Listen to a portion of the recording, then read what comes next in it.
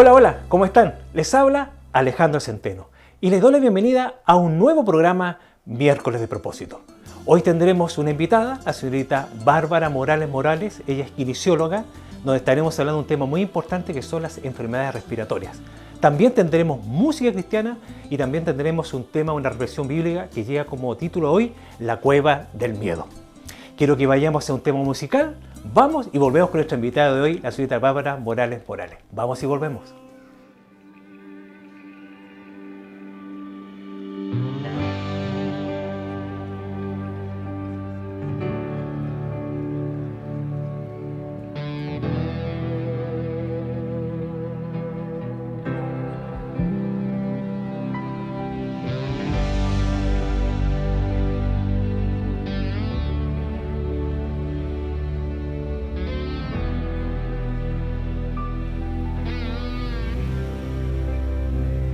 Su sangre es la que pagó un precio cruel con dolor, y al brotar de mí Jesús todo mi mal Él perdonó.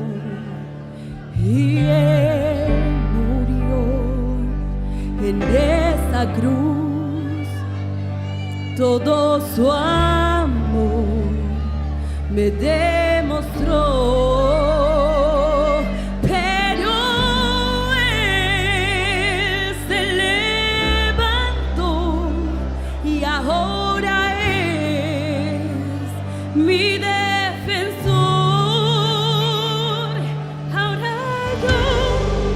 Proclamo vivo está y que Él enjugará todas tus lágrimas. Solo en Él yo tengo salvación, promesa fiel me dio que muy pronto volverá.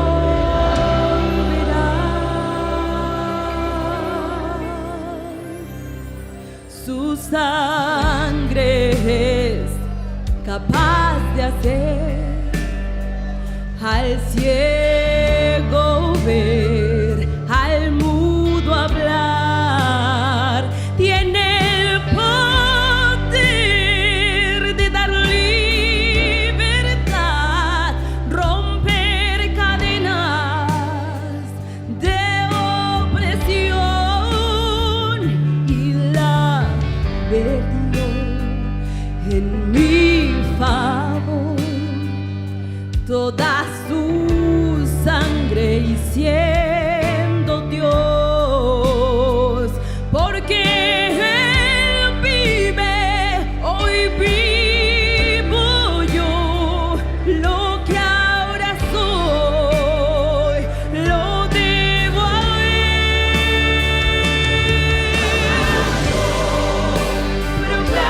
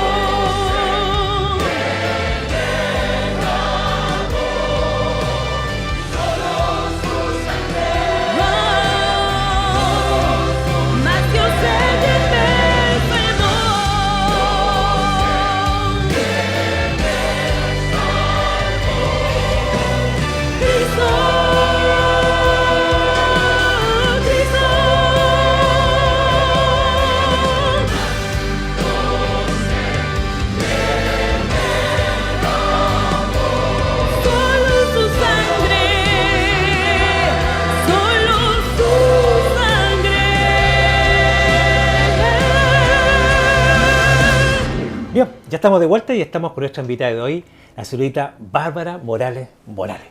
Barbarita, te damos la bienvenida a nuestro programa Miércoles de Propósito. Creo que va a ser muchas bendiciones esta entrevista que vamos a tener con usted hoy. Muchas gracias, don Luis. Un gusto para mí estar acá en el programa y poder conversar un poquito más de este tema tan importante que son las enfermedades respiratorias. Exacto. Sí. Barbarita, mire, quiero bombardearla al tiro con preguntas que son bastante relevantes. Mi primera pregunta es, ¿qué son las enfermedades respiratorias? Bueno, en general, don Luis, las enfermedades respiratorias es como un término grande, global, como que nos refiere más que nada a una serie de trastornos que afectan al sistema respiratorio. Perfecto. Para que se entienda un poquito, el cuerpo humano tiene distintos sistemas, que está el sistema cardíaco, el digestivo y el respiratorio, que es el encargado principalmente de llevarnos el oxígeno a distintas partes del cuerpo y a los distintos órganos. Cuando este se afecta en una de sus partes, se producen distintas enfermedades, entendiéndose que el sistema respiratorio parte desde la nariz, nos baja por lo que es la laringe, la faringe y llega a los pulmones. Entonces, si van afectándose una de estas zonas que yo les nombré, se producen estas enfermedades, que son principalmente provocadas por algún microorganismo que ingresa a este sistema que yo les mencioné. Justamente le iba a preguntar eso, ¿cuándo se produce esto? Bueno, primero, para que se pueda producir una enfermedad, tiene que ingresar un microorganismo. Microorganismos se entiende que son algún virus o alguna bacteria que ingresa al sistema respiratorio. Y esto se produce principalmente o se transmite principalmente de una persona a otra, o si es que uno toca alguna sustancia o alguna estructura que esté contaminada. Por ejemplo, estuvo un caso hace muy poco que el COVID, que es un virus que todos conocimos y que fue esta pandemia a nivel mundial, ¿cierto? Entonces ahí habían varias medidas y todos lo que hicieron fue como apartarnos o alejarnos entre una persona a otra para evitar que este virus se propagara. ¿Por qué? Por ejemplo, si yo estoy con alguna enfermedad respiratoria y estoy aquí cerca suyo y yo genero algún tos o algún estornudo donde estas microbacterias van a su cuerpo, se va a producir esta enfermedad. Perfecto. Barbarita, ¿me quería agregar algo más usted? Sí, tocar el punto de que estos se dan principalmente en épocas de invierno. Ah, ya, perfecto. Todo lo que son épocas como más frías, más de otoño, invierno, y por algo súper sencillo, don Luis.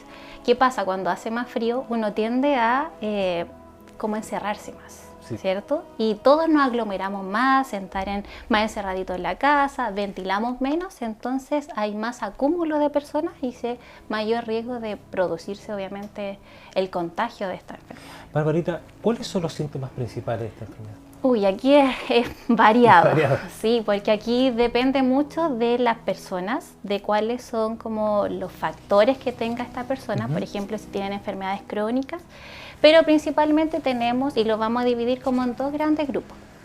Uno que son los síntomas como suaves, que por ejemplo podemos tener estornudo, tos, alguna tos con secreciones o como con tos de garro que uno le llama. También dolor físico, dolor de cuerpo o también pérdida del apetito. Uno tiende a estar un poquito más decaído, que es lo normal. Pero también podemos tener síntomas que son un poquito más complicados, y aquí me refiero a complicados, que podemos tener fiebre. Y ojalá tener bien claro que fiebre se considera cuando la temperatura es mayor a los 37,8 grados Celsius, tomados por termómetro. Así que es súper importante, Luis, y todos los que están viendo el programa, que tengan idealmente en su casa algún termómetro para poder medir. También podemos tener dificultad para respirar, que ya a la persona que respira con normalidad le cueste mucho más ingresar el aire. Y síntomas aún más complicados, que por ejemplo la coloración de nuestras bocas se tienden a poner más azules. Y esto significa que el cuerpo está con una dificultad para absorber el oxígeno. Entonces podemos pasar, como les dije, de una gama de síntomas muy suaves a síntomas más complejos. Y obviamente esto afecta más a distintos grupos etarios. Por ejemplo, los niños también tienden a tener mayores síntomas, que por ejemplo es muy común que se nombre que ellos han escuchado que se le hunden las costillas. Sí, ya, eso es un síntoma crucial, que está diciendo de que al niño le cuesta ingresar el aire suficiente. Entonces los niños hay que siempre estar viendo la forma en que respiran. Si es que ellos se hunden, como les dije, en las costillitas, o si la nariz también, nosotros tenemos dos orificios, esos orificios tienden a ser como un aleteo, que se llama, que es como expandirse más. Esas son señales de niños que hay que tener mucho ojo, que son señales un poco más complicadas. Y por otro lado, el otro grupo que también se nos tiende a afectar mucho por esta enfermedad respiratoria son los adultos mayores. Y los adultos mayores muchas veces no tenemos tantos síntomas como tos o estornudo o secreción, sino que tenemos desorientaciones. Se ponen más inquietos, pérdida del apetito, y muchas veces también la pérdida del apetito va asociado a vómitos. Y eso produce deshidrataciones que tiende a ser un poco más complicado en los adultos mayores. Barbarita, Dígame. ¿cuándo hay que consultar en urgencia? Porque, se lo pregunto porque, especialmente con los niños, sé que hay un tratamiento que se puede hacer incluso en el domicilio para no llevarlo a un lugar presente. Entonces, Claro. mi pregunta es, ¿cuándo es necesario llevar digamos, al paciente o a la persona, O a que la tiene- persona, o a claro. la persona que está enferma realmente a urgencia? Ya, acá hay que, como les dije, habían síntomas que son un poquito Sí. más suaves y unos que son más complicados. Cuando tenemos síntomas un poco más ligeros, por decirlo de una manera, pueden ser tratadas en el domicilio. Y una vez que estos síntomas van mejorando, obviamente uno los deja en la casita. Pero si uno ve que estos síntomas persisten, o a pesar de que usted fue al médico, le dio un tratamiento y ese tratamiento no fue efectivo, tiene que sí o sí consultar al médico.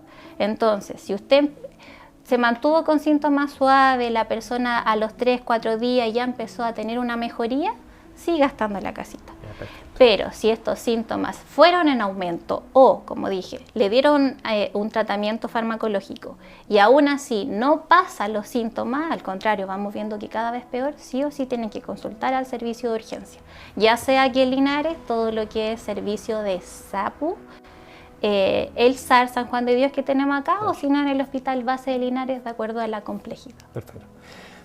Las principales medidas preventivas, ¿cuáles serían? Ya, acá lo primero es, como yo les dije, para producirse la enfermedad tenemos que tener el contacto directo con el microorganismo, ¿cierto? Ingresar un microorganismo a la vía respiratoria para producirse la enfermedad. Entonces, todas las medidas tienen que ir enfocadas a que no se produzca el contagio de la enfermedad, o sea, uso de mascarilla. Tuvimos cuando fue pandemia usando mascarilla por mucho tiempo. Yo sé que hay personas que no les gusta y les desagrada un poco todo esto de la mascarilla, pero es una medida súper sencilla porque protegemos los dos ingresos del microorganismo hacia la vía respiratoria, que en este caso es la nariz o la boca. Perfecto. Entonces el hecho de cubrir con mascarilla hace que inmediatamente baje, o más que baje, corte la transmisión del virus. Lo otro, lavado de manos frecuente.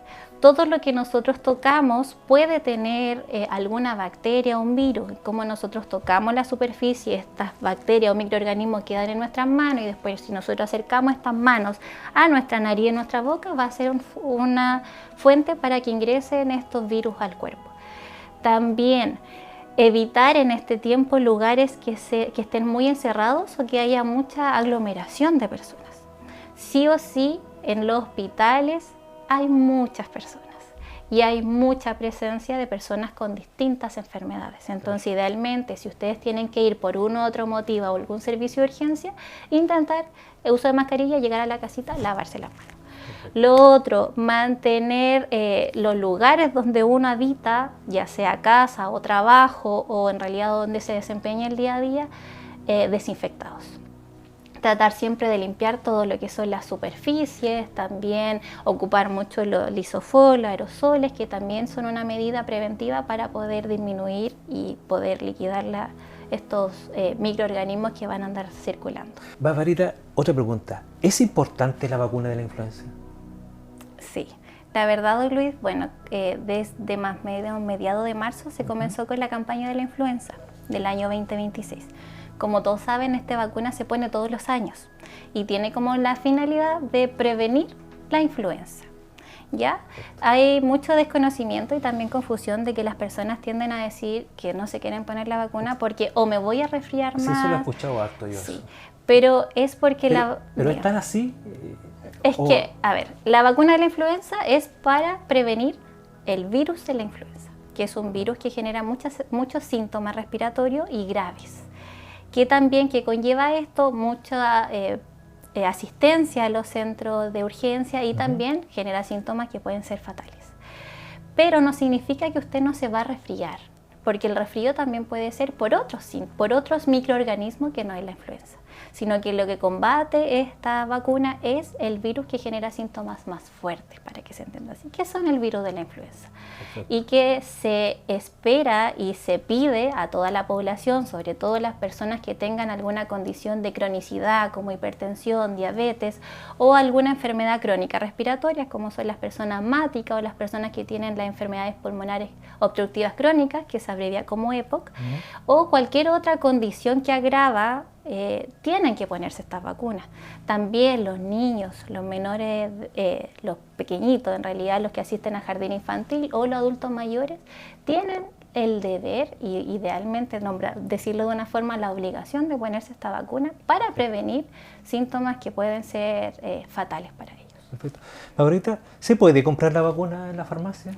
La vacuna de la influenza sí se puede comprar en la farmacia, pero no es recomendable. Porque la vacuna de la influenza es muy, depende mucho de la temperatura en que se conserva. Entonces, cuando usted la compra, ellos la van a tener en la farmacia a una temperatura que es la ideal para que esa vacuna sea efectiva. Pero usted, una vez que se la entrega el farmacéutico, se la pasa a usted y usted se va a su casa con la vacuna, quizá cuánto tiempo pasa en que se consiga alguien que se la ponga, ya la efectividad de la vacuna se acabó porque perdió la cadena de frío, que se llama. Perfecto. Entonces, es recomendable que se acerque a cualquier centro de salud, cualquier CESFAM que haya acá en Linares, a inyectarse la vacuna.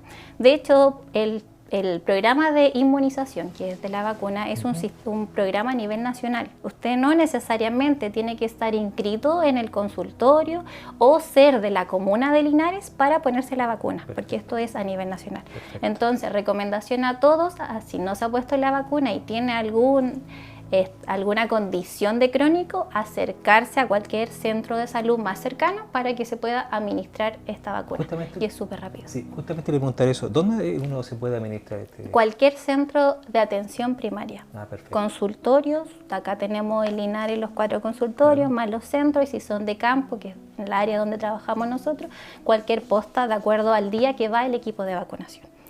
Es súper rápido, solo tiene que llevar su carnet. Si tiene alguna condición de crónica, como le dije, su carnet de crónico, y les van a administrar la vacuna inmediatamente. Y lo otro, hay otra vacuna, don Luis, que es la vacuna que se llama del neumococo, que es una vacuna que es para prevenir las neumonias. Y esto se pone una vez en la vida a los 65 años. Entonces, usted, si es adulto mayor, su mamá, su tío, alguien que usted desconoce si es que se puso esa vacuna, usted puede acercarse a cualquier centro de salud con el RUT de la persona, consultar. Esto se pone, como les dije, apenas cumple la persona los 65 años, si es que no se lo puso a los 65 años, lo antes posible. Entonces, si por ejemplo usted cumple 65 años o cumplió ahora en enero, usted al momento de ponerse la vacuna de la influenza, le van a poner la del neumococo más la influenza. Y ya el próximo año sería solo la de la influenza. Barbarita, para ir terminando, yo a todos mis invitados le digo lo mismo. ¿Qué consejo usted le daría a la comunidad, usted que es experto en esto de lo que es la vacuna y la prevención para lo que son las enfermedades respiratorias? ¿Qué consejo le daría usted a la comunidad de Linares? Ahí está la cámara. Más que nada, ser precavido y preventivo. Hay un eslogan que una vez salió que decía, cuidarse es tarea de todos. Y en realidad eso quiero que quede claro que no es solo un eslogan, sino que es algo muy cierto. Si yo me cuido, cuido también a mi familia, porque si yo me cuido y evito tener una enfermedad respiratoria, yo no voy a ser un ente contagiador a mi familia. Entonces la idea es que todos nos cuidemos para prevenir que esto se masifique aún más. Así también ayudamos a los centros de salud, que no se genere tanta acúmulo de personas con algún síntoma respiratorio. Entonces, más que nada, cuidarse, tomar estas medidas que les dijimos, que son tan sencillos, que dependen, no necesitamos ningún dinero, nada para cuidarnos, sino que solo depende del lavado de manos, el uso de mascarilla. Así que más que nada, a cuidarse.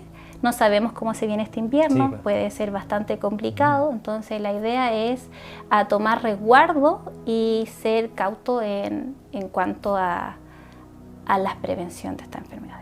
Perfecto. Barbarita, le agradecemos que aceptado esta invitación y ha sido, creo que de mucha bendición y un aporte para la comunidad de Linares con este tema tan importante que es prevenir esta enfermedad respiratoria. Así que la bendecimos por eso y por supuesto la vamos a invitar en un próximo programa hablando de esos temas que son tan importantes como es la salud. Muchas gracias, don Luis. Perfecto. Y usted no se vaya, vamos a ir a un tema musical, vamos y volvemos con lo más importante que es un mensaje que es para que usted tenga vida y una vida en Cristo Jesús. Vamos y volvemos.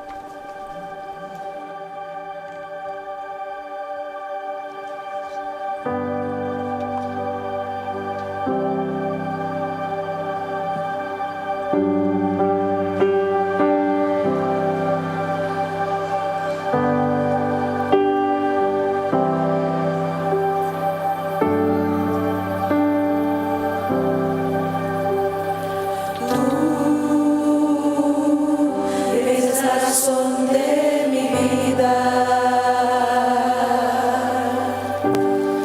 Tú eres la razón de mi existir. Sin tu amor,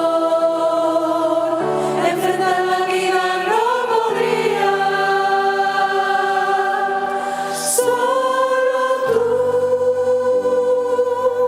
me das valor para luchar. Yo no puedo vivir sin ti, Señor.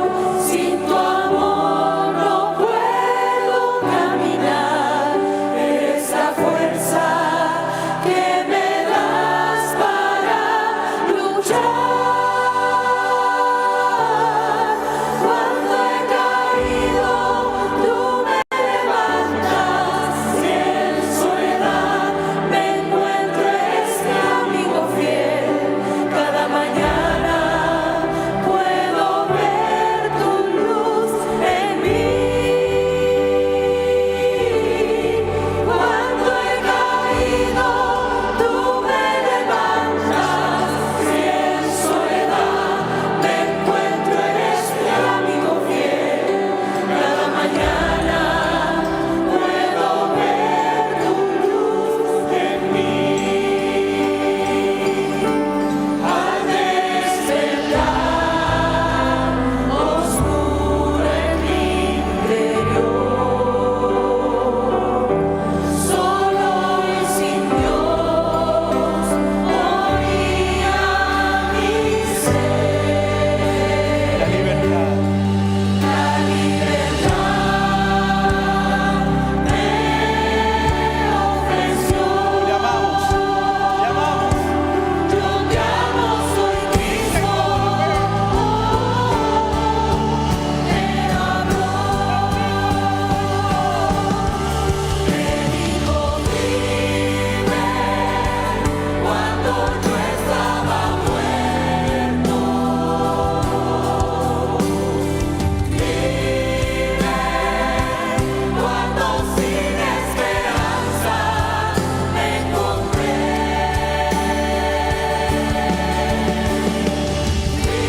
Vive porque yo soy la vida. Vive y tomando mis manos me levantó.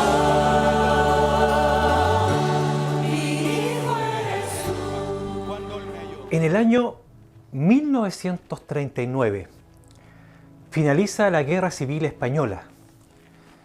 Para ser un poco más exacto, fue un 1 de abril de 1939.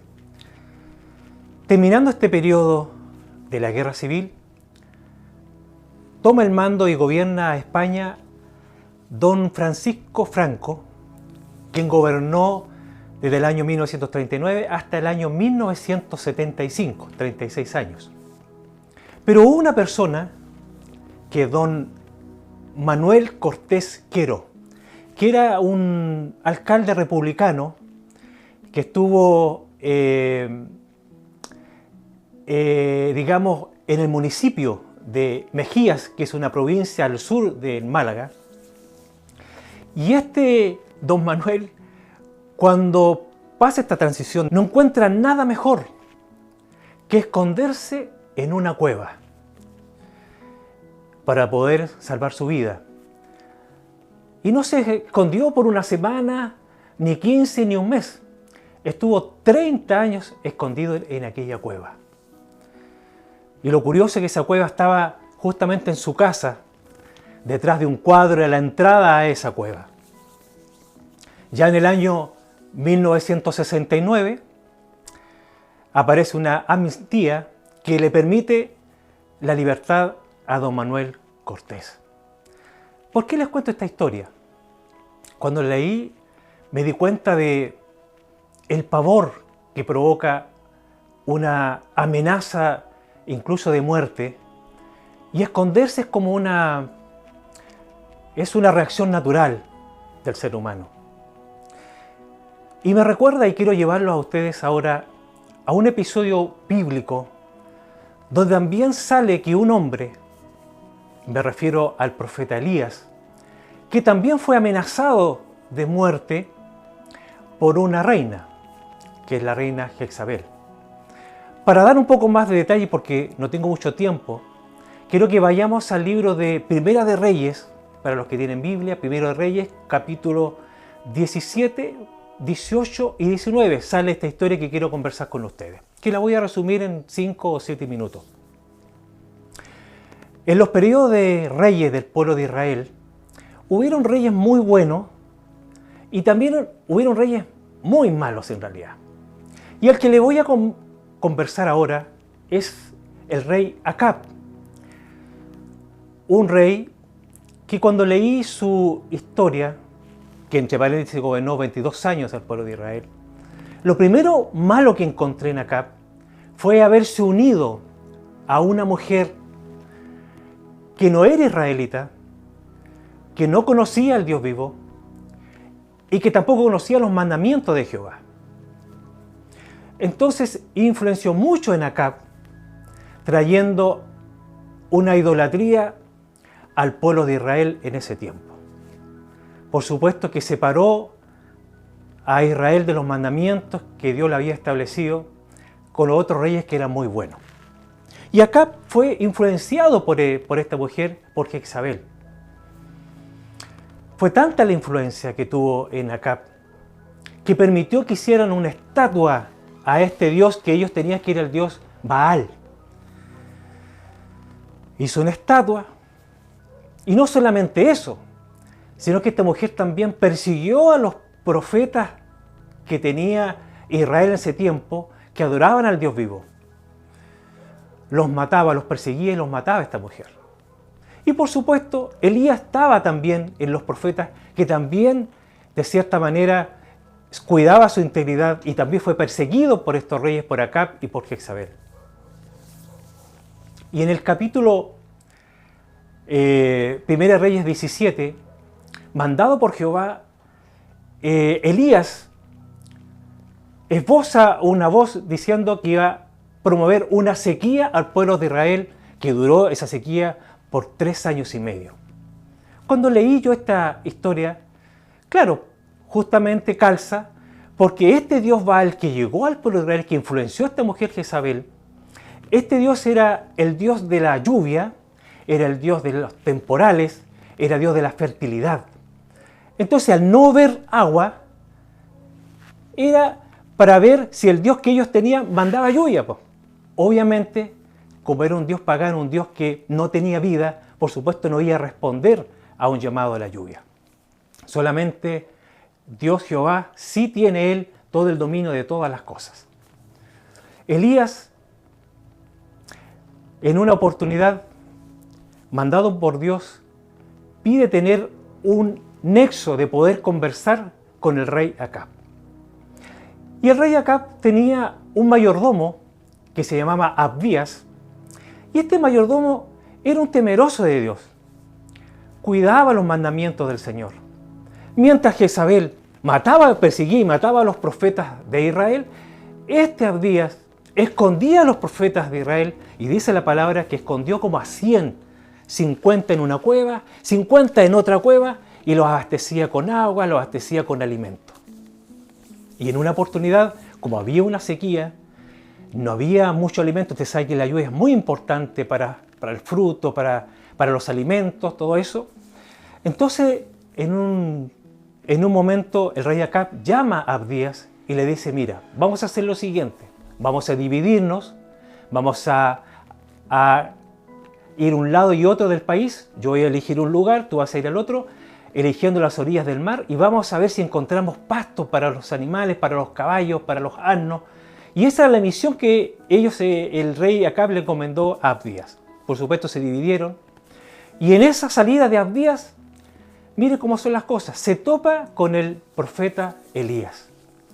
Y en esa conversación que tuvo con Abdías, Elías le pide que le haga una conexión con Acab, con el rey, para poder demostrarle el verdadero Dios de Israel. Abdías, por supuesto, se negó, dijo que era imposible. ¿Cómo voy a hacer eso? Le dijo, si el rey y Jezabel te andan buscando para matarte. No voy a ser yo el culpable y que a ti te maten si yo hago esta conexión con el rey. Y Elías insiste porque sabía que era Dios que lo había mandado. Conversa Elías con Acab. Y aquí Acab le dice, así que tú eres el que confunde al pueblo de Israel con estas enseñanzas que tú estás entregando. Y Elías le responde, ¿cómo me puedes decir eso tú? Cuando eres tú el que estás equivocado. Eres tú el que has permitido la idolatría en el pueblo de Israel. Has permitido tú que exista este Dios Baal y has dejado a un lado al Dios verdadero que es el Dios de Israel. Entonces, Elías le propone algo. Le dijo, reúneme todo el pueblo de Israel en un monte Carmelo, así se llamaba ese monte. Reúneme todo el pueblo. Trae tus sacerdotes que eran sacerdotes de Baal, que eran como 450 sacerdotes. Acab acepta, se junta en ese monte Carmelo. Y allí Elías le propone a Acab y le dice, vamos a hacer que me traigan 2 bueyes y vamos a hacer un sacrificio acá. ¿En qué consistía este sacrificio? Consistía en que se juntaba harta leña, mucha leña. Se trozaba el animal y se colocaba encima de esa leña y obviamente se encendía fuego y eso se producía como un holocausto y un sacrificio. Pero Elías le dijo, en esta oportunidad no vamos a encender fuego nosotros, sino que vamos a pedir al Dios verdadero, al Dios Baal y al Dios que yo tengo, que es Jehová de los ejércitos, y ahí pediremos fuego que venga del cielo para que encienda este holocausto. Y así lo hicieron. Y le dijo Elías, empiecen ustedes primero, le dijo a los sacerdotes de Baal. Hicieron lo que les pidió, leña, pusieron el animal trozado y empezaron a clamar al Dios Baal para que mandara fuego del cielo. Hicieron toda una ceremonia para que este Dios Baal mandara fuego del cielo. Cuenta la Biblia que hicieron todo el tiempo gritando, hicieron sacrificios de sangre y una serie de cosas que por supuesto terminó su tiempo y nunca bajó fuego del cielo. Le tocó el turno a Elías. Y Elías hizo 2 cosas importantes que usted lo puede leer en Primera de Reyes en el capítulo 18. Y Elías hace lo siguiente. Primero que nada llama al pueblo de Israel y dice, acérquense. Lo primero que hace, acérquense. Segunda cosa que hace Elías, ordena el holocausto que viene a presentar delante de Dios. ¿Cómo lo ordena? Coloca 12 piedras, primero, que representan las 12 tribus de Israel.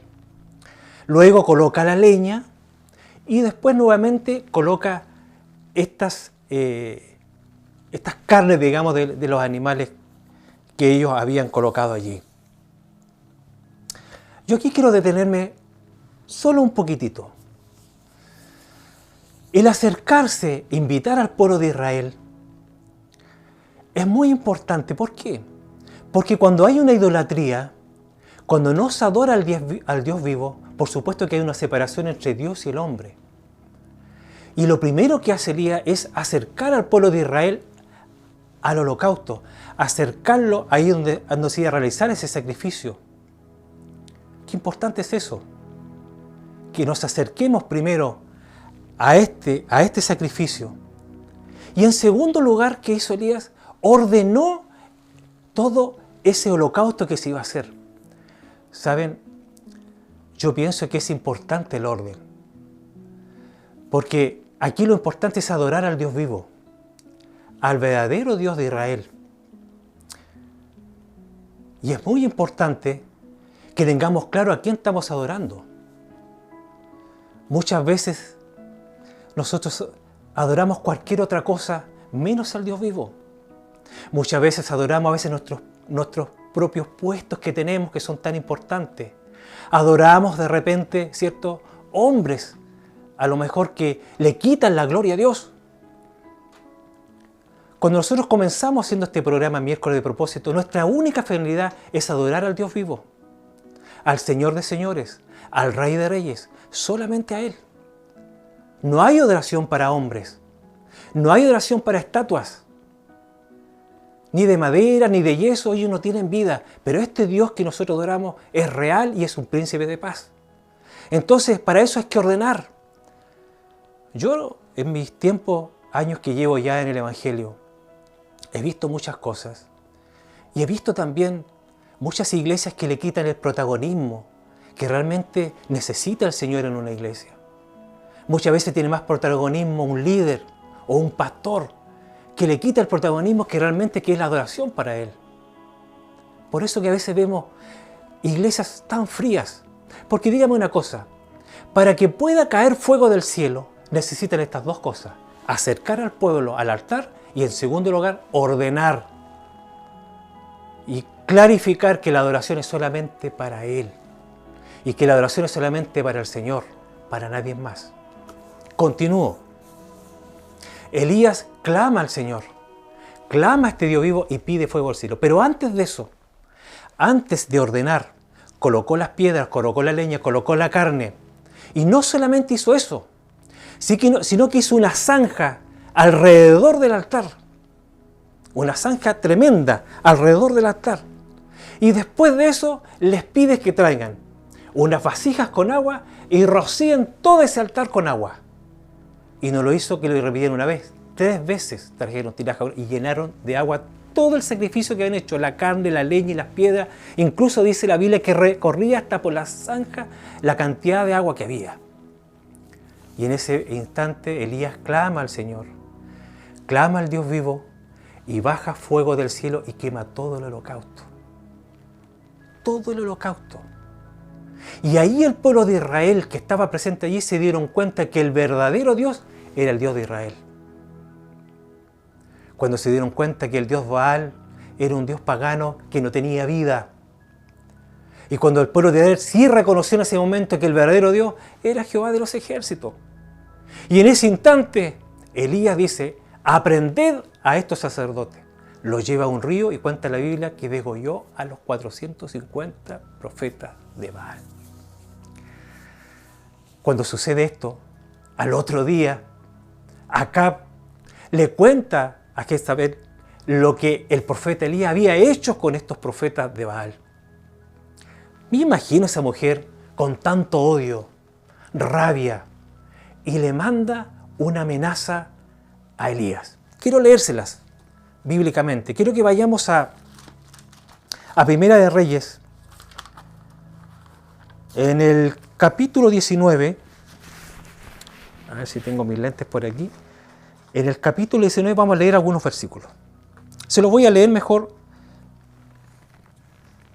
para los que dicen que de repente yo no leo. A ver, aquí está. Primera de Reyes, capítulo 19. Y dice así, voy a leer solamente un trocito rápidamente. Acab dio a Jezabel la nueva de todo lo que Elías había hecho y de cómo había matado a espada a todos los profetas. Entonces envió Jezabel a Elías un mensajero diciendo: así me hagan los dioses, dice esta mujer a Elías, se lo manda. Y le dice: y aún me añadan, si mañana a esta hora yo no he puesto tu persona como la de uno de ellos. Viendo pues el peligro, Elías se levantó y se fue para salvar su vida, y vino a Beerseba, que está en Judá, y dejó allí a su criado. Y él se fue por el desierto un día de camino, y vino y se sentó debajo de un enebro, y deseando morirse, dijo: basta ya, oh Jehová. Mire cómo estaba Elías. Basta ya, oh Jehová, quítame la vida. Caramba, pues no soy yo mejor que mis padres. Y echándose debajo del enebro, se quedó dormido. Y he aquí que luego un ángel le tocó y le dijo: levántate y come. Entonces él miró, y he aquí a su cabecera una torta cocida sobre las ascuas y una vasija de agua. Y comió y bebió y volvió a dormirse.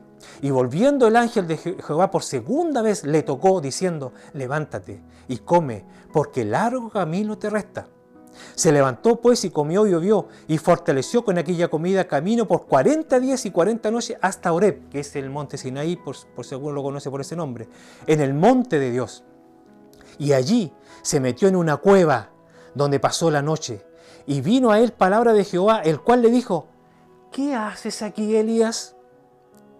Él respondió: he sentido un vivo celo por Jehová Dios de los ejércitos, porque los hijos de Israel han dejado tu pacto, han derribado tus altares y han matado a espada a tus profetas, y solo he quedado yo, y me buscan para quitarme la vida. Y él le dijo: Jehová, sal fuera y ponte en el monte delante de Jehová. Y mire aquí. Y he aquí Jehová que pasaba un gran y poderoso viento que rompía los montes y quebraba las peñas delante de Jehová, porque Jehová no estaba en el viento. Y tras el viento un terremoto, pero Jehová no estaba en el terremoto. Y tras el terremoto un fuego, pero Jehová no estaba en el fuego. Y tras el fuego un silbido apacible y delicado. Y cuando lo oyó Elías, cubrió su rostro con su manto y salió y se puso a las puertas de la cueva. Y aquí vino a él una voz diciendo nuevamente: ¿qué haces aquí, Elías? Él respondió: he sentido un vivo celo por Jehová Dios de los ejércitos, porque los hijos de Israel han dejado tu pacto, han derribado tus altares y han matado a espada a tus profetas, y solo he quedado yo, y me buscan para quitarme la vida. Y le dijo Jehová: ve, vuélvete por tu camino, por el desierto de Damasco, y llegarás y ungirás a Hazael por rey de Siria. A ver, yo he escuchado muchas veces esta predicación, desde muy niño. Y cada vez que llegamos a esta parte, critican a Elías, diciendo: ¿cómo?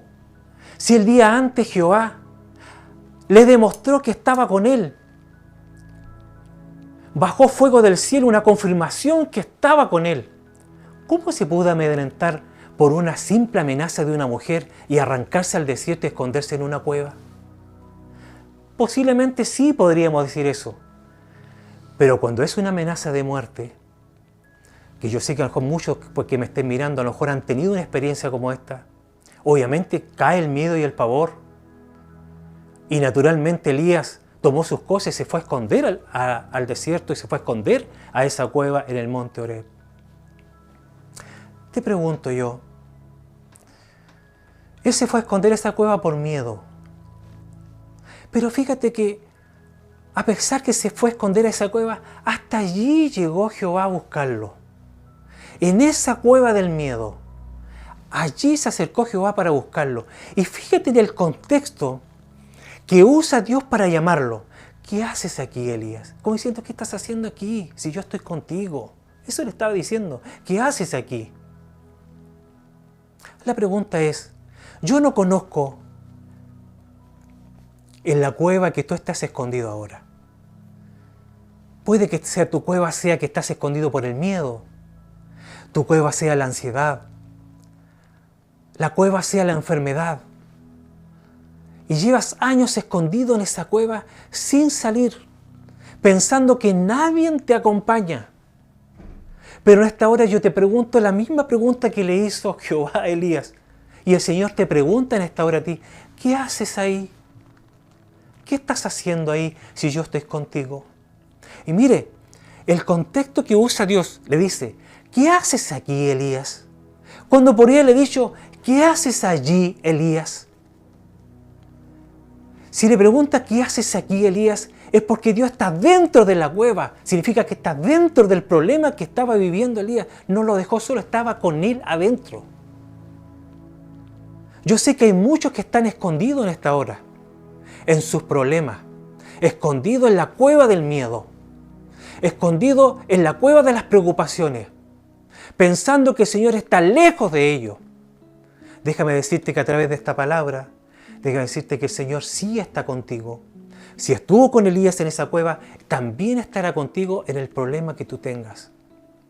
No sé cuál será tu problema. No sé cuántos años llevas escondido en esa cueva de la enfermedad, en esa cueva del miedo, en esa cueva del cansancio. Hay muchos que me están mirando en este momento que están escondidos allí, pensando que el Señor los ha olvidado. Déjame decirte que el Señor no te ha olvidado. Él está contigo en esta hora. Si estás viendo este programa, es porque el Señor te está entregando un mensaje en esta hora diciéndole, no estás solo, yo estoy contigo, estoy dentro de tu problema, no estoy afuera, no estoy ausente, yo estoy contigo. Así como lo hizo con don Manuel Cortés, que se escondió por 30 años hasta que llegó una amnistía que permitió su libertad.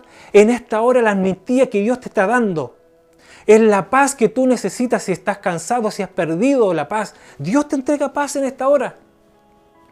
Si estás en un pecado que no puedes vencerlo, el Señor está contigo en esto para que te ayudara a vencerte lo que tú estás sufriendo.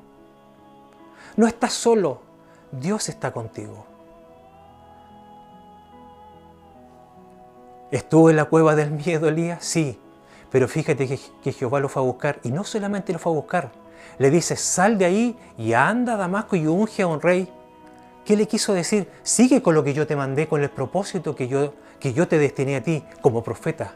No te escondas en la cueva, sino que sal y cumple el propósito que yo te mandé que tú hicieras. No te escondas tú tampoco en el miedo. Cumple el propósito que Dios te mandó a hacer a ti.